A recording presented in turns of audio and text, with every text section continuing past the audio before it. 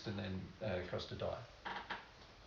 It's not related. Well, it's going back, but kind of less. Just about the letting people off the hook for loving me. Yeah. And loving myself, and how that is this related to forgiveness, and is it like this? Is it kind of connected in somehow? Because I feel like Forgiveness of what? Forgiveness of what's the harm that's done to us, and because you sort of get stuck on that. Yeah, but to forgive others for the harm done to you, you've got to go through your feelings about what they've done to you, don't you? And I feel like that's where I'm getting stuck. Yep. So there's a difference between feeling the feelings of what they've done to you and feeling the result of what they've done to you.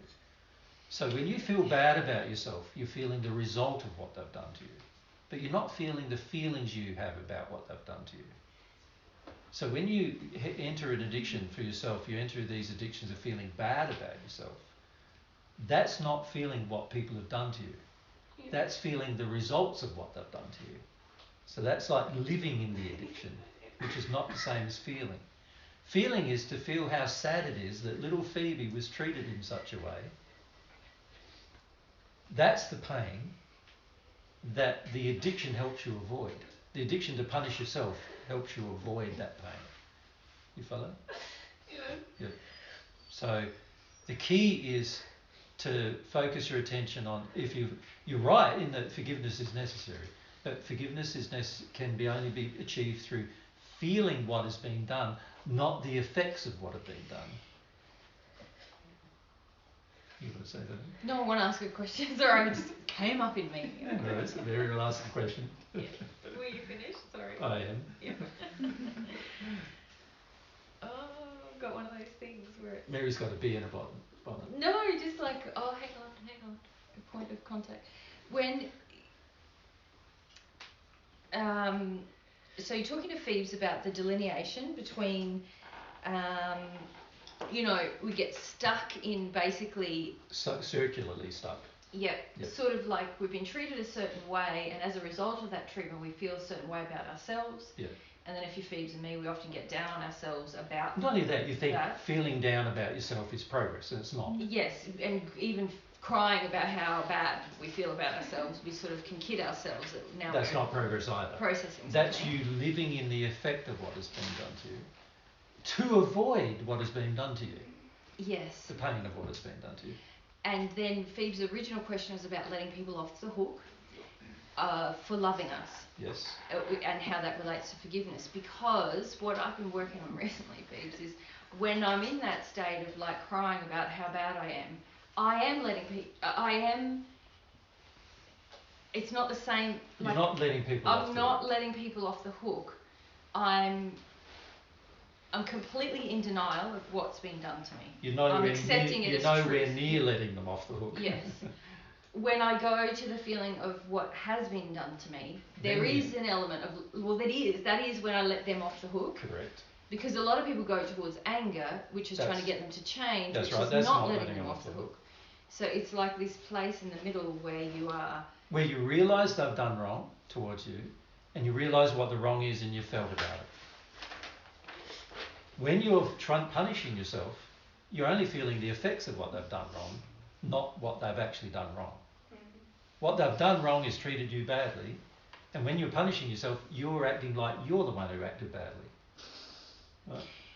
So completely opposite, actually. It's a way of avoiding the pain of what's been done to you. Yes. It's almost like it's like we've got to put them on the hook. Phoebes, you and I've got to put them on the hook and say this was done. Do you know what I mean? And then I can feel what happens. Yeah.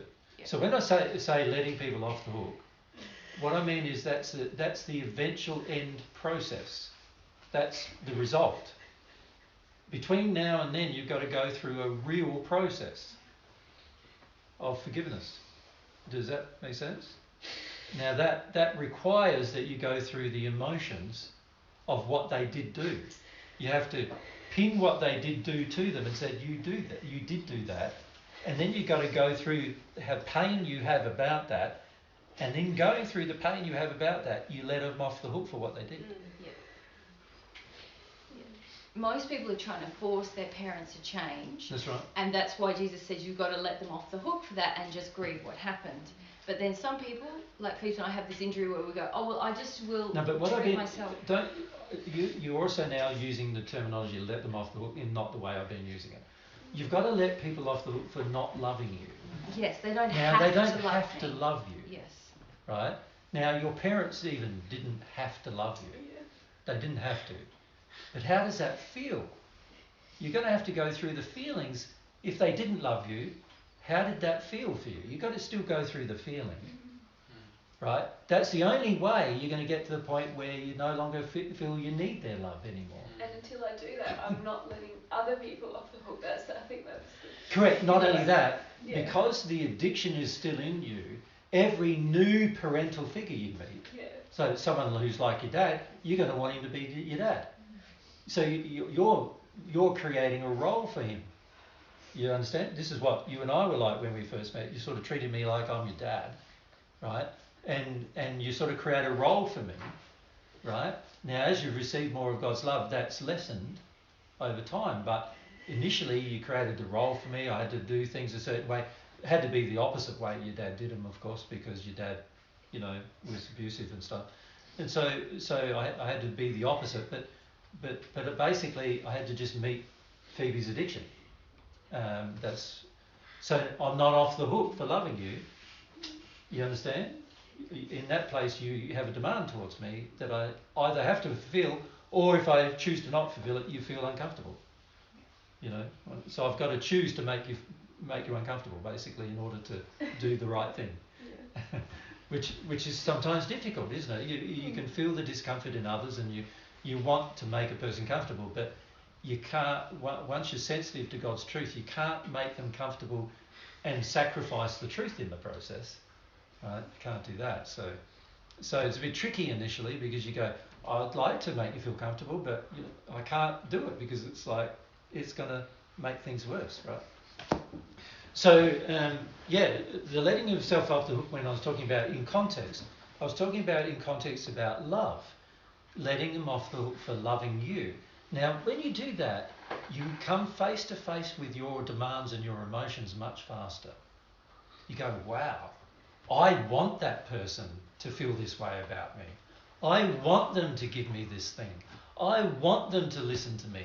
I want them to, to value what I say. I want them to, to think it's important or whatever. When you let a person off the hook, you start realising all the things you're doing wrong.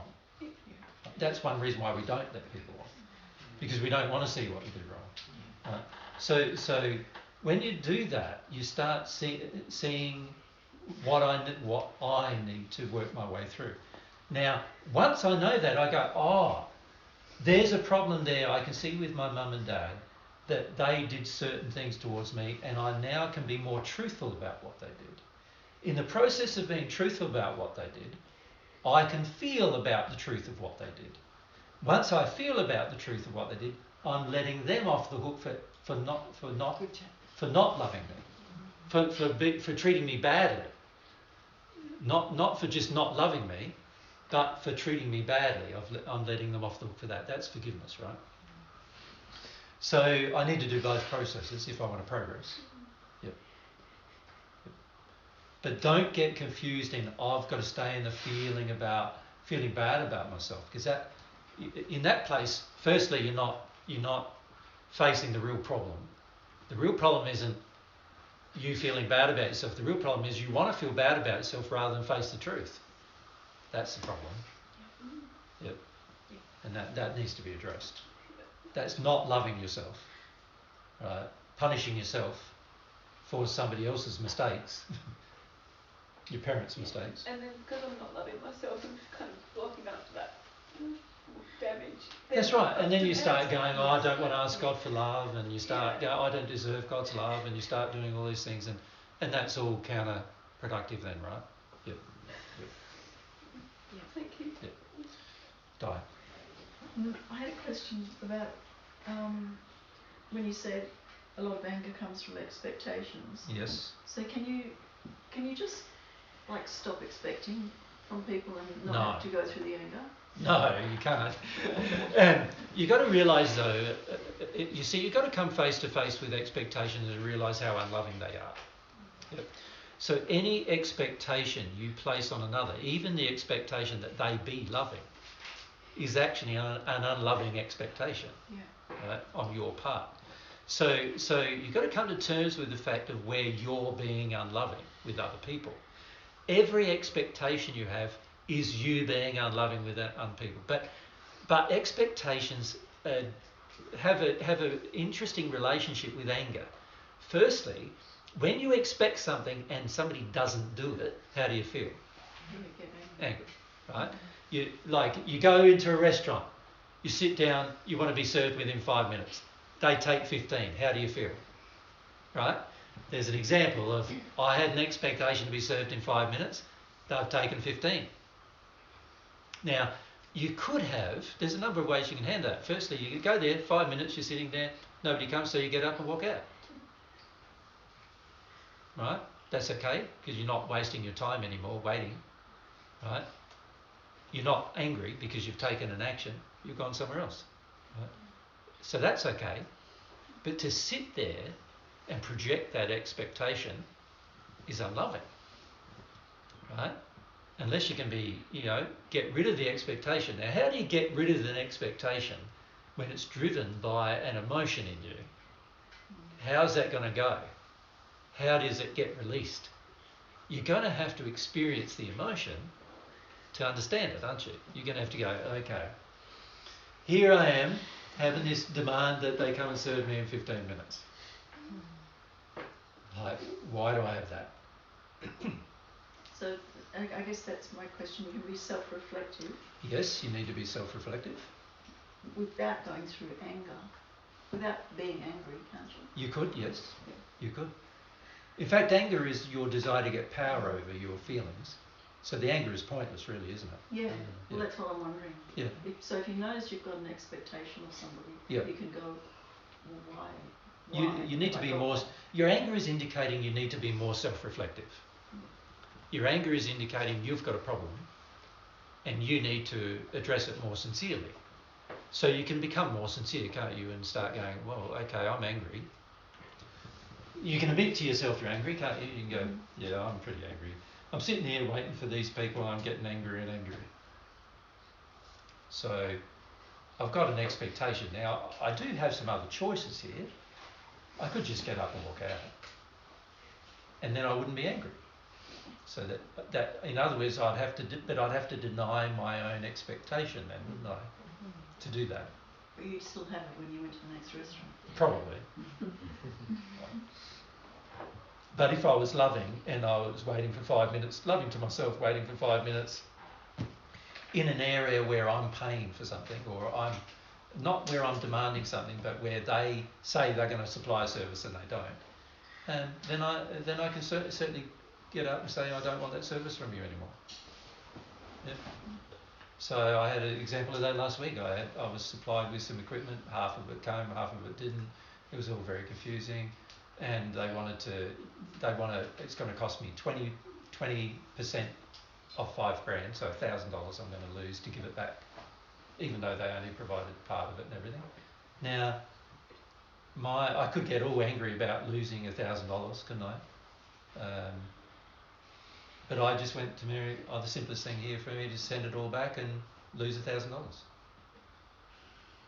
that's what I did. Make sense? Mm-hmm. What's the point of me doing anything else? Everything else is going to waste my time.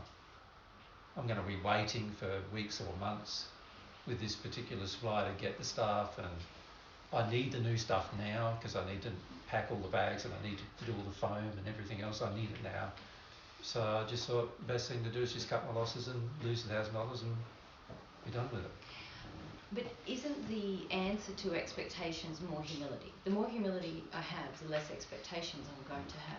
So in that situation, you are already very humble about this whole situation, and so you could make a logical, rational decision that was the most loving to our time and our resources and the outcomes we want, and just make the decision. But that's because you've already been humble to about a lot of things, haven't you? To let go of expectations. Yeah, before I would have got angry about it for a week, sent them emails, say this isn't fair, blah, blah, blah, blah, and raved on, but also been quite angry about it. You know, years ago, that's what, 30 years ago, that's what I would have done. And still got nowhere. So did you get angry at all? Sorry? Did you get angry at all? In this, no. You just saw it for what it was. And it's just a supply issue. They haven't done the right thing. Somebody there, I felt, was spirit influenced. I'm not saying the right stuff. And like I said, Mary, pretty much everybody dealing with me at the moment is spirit influenced one way or the other on the tech. And I almost expect that that's how they're going to be. You have the opposite expectation.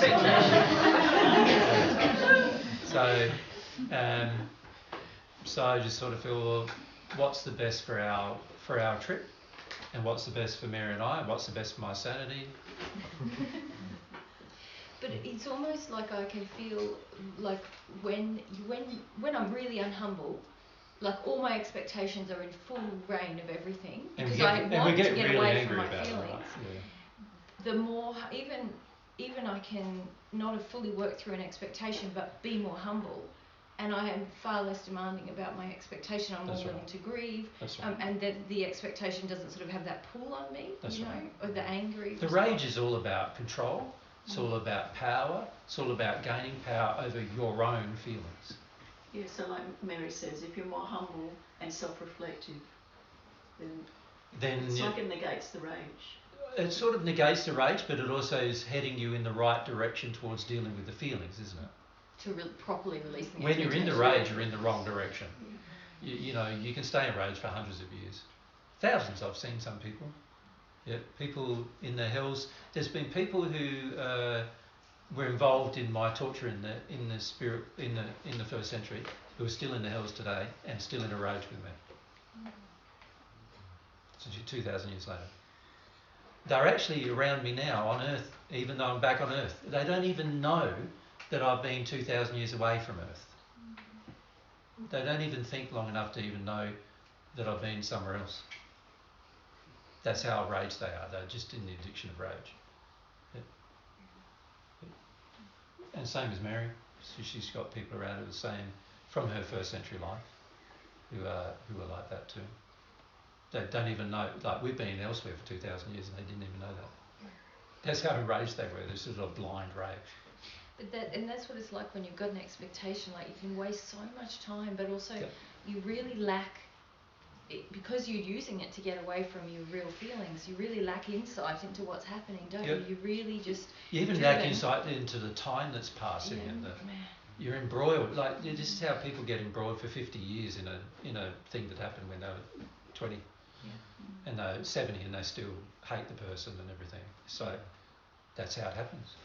You forget time and everything, space and everything. It's like it happened yesterday. Yeah.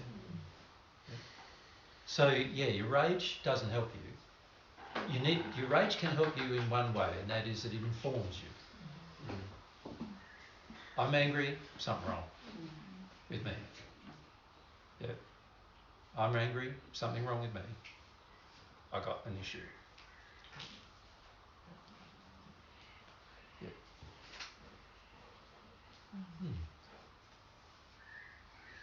G'day. Okay. Well, I don't know whether that was a good discussion for you, but it wasn't me. It's always I think discomfort can be a sign of progression. As long as it lessens next week. Yeah. Well, if some of us progressing and others aren't, it's going to get more uncomfortable for the ones that aren't, and that'll be good too, won't it? Yeah. Just got to keep moving forward in the right direction. Yeah. It's very important on our upcoming trip that we help people understand that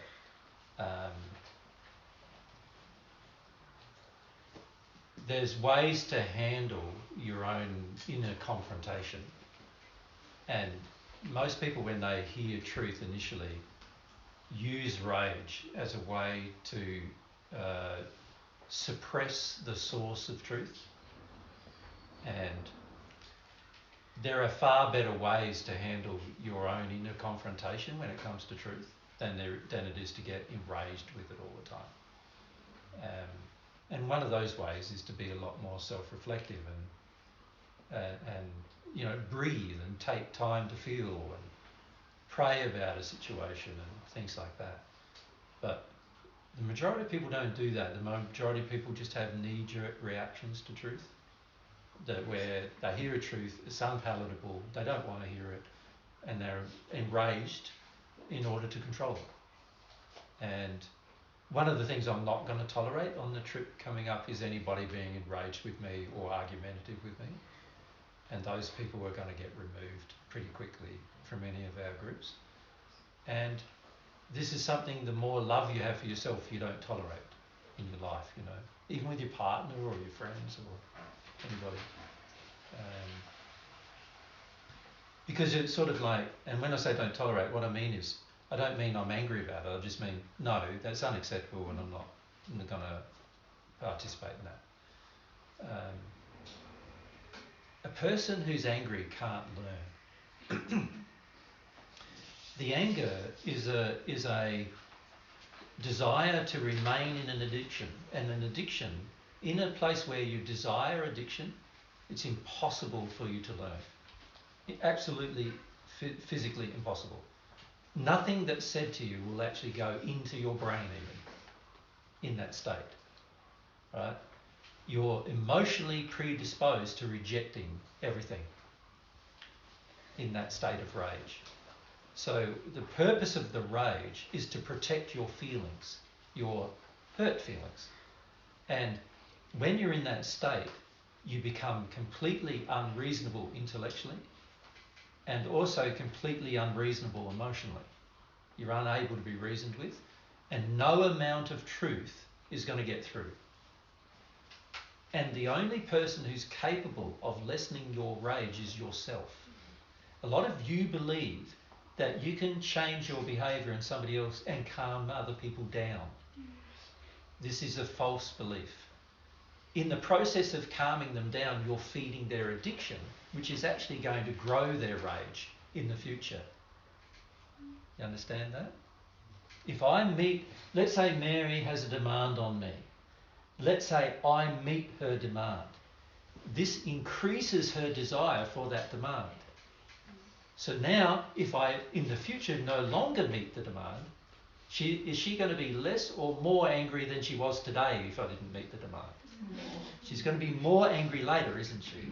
Because I met her demand for a time, and she's going to feel not only like that I should have met the original demand, but now she's thinking, you've met my demand for 5 years, why don't you do it anymore? You understand? So there's a stronger desire to have the demand met, right? So this is why responding to people's rage is you can't do it, because if you do it, they become more of a monster, and the only future for your relationship is more potential violence. That's the only future. What we need to do instead is go, I'm not calming you down. So Mary, or let's say I'm angry with Mary.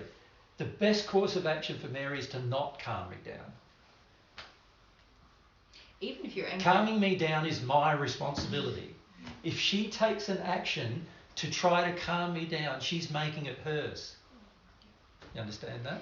And even if you're angry, not even at me, even if you're angry at Eloise, That's right. I try and calm That's you right. down. Or I'm angry still at creating a Timbuktu. problem. Yeah. Because Yeah. a lot of women feel like I've just got to calm the man down. Doesn't matter what. Because they're frightened of his anger. But at the end of the day, all you're going to do is he's going to start believing that you are responsible for calming him down, right? Which obviously you already believe, otherwise you wouldn't try, right? But it's the worst course of action, because at the end of the day, all they're going to do is have higher expectations afterwards. So the more Mary calms me down now, the more I'm going to expect her to calm me down in every future situation where I'm upset. And instead of me taking responsibility and going inside of myself and going, why am I so angry? I'm going to say, why aren't you calming me down? And eventually I'm going to get angry at Mary for not calming me down. In other words, I'm at the stage now where I no longer am taking any responsibility for any of my feelings, to the point where I'm willing to blame someone I say I love for my feelings. Right? Very unloving course of behaviour. So when it comes to anger in particular, the best course of action is to not calm anybody down and let it play out. And if you can get out of the situation, leave it as rapidly as you can. And if you're in control of the situation, the other person's got to go. And when it comes to our trips, I'm meant to be in control of the situation, so the other person's going to have to go.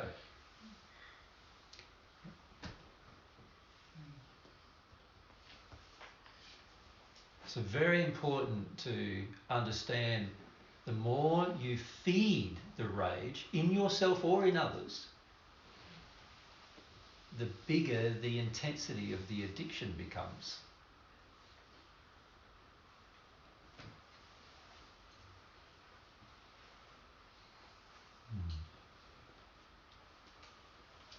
Hello?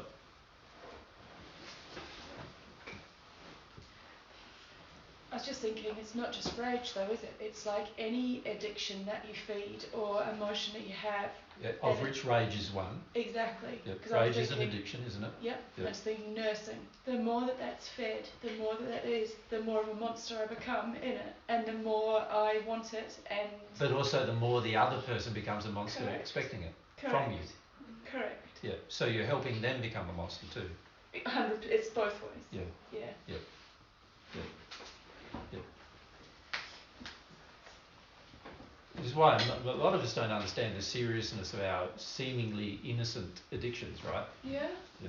In fact, it's the seemingly innocent addictions where we've been sort of trained in our early childhood and adolescence to feel like this is a loving and good thing about you, and you keep engaging it, and you have this high expectation that this gives me worth, this should be received well by others, and they're the monster addictions, if you like, because when that breaks down, it feels, as you know, very rocky. You can tend to be angry. Other people can feel angry with you. Yeah. Do things that I'm loving all the time. Yep. Yep. Compromise. Yeah. Yep. Thank you. Yeah. So one question I'd like to ask you guys in God's way is, when Mary and I are away, which will be away for 4 months, who's going to be the person highlighting the addictions? If one of you is not doing it by the time we go away, then what's going to happen in 4 months? Terrible. You're going to all just meet each other's addictions, and in 4 months' time, what's going to happen? We're going to come back to a worse situation than what we leave. You follow? So at some point, one of you at least, particularly the ones who are responsible as directors, have got to make a decision to no longer do that in a loving way, no longer do that. Yeah. Important.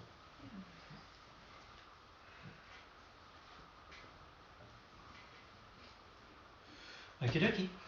Must be. Thank you. It's nearly nightfall.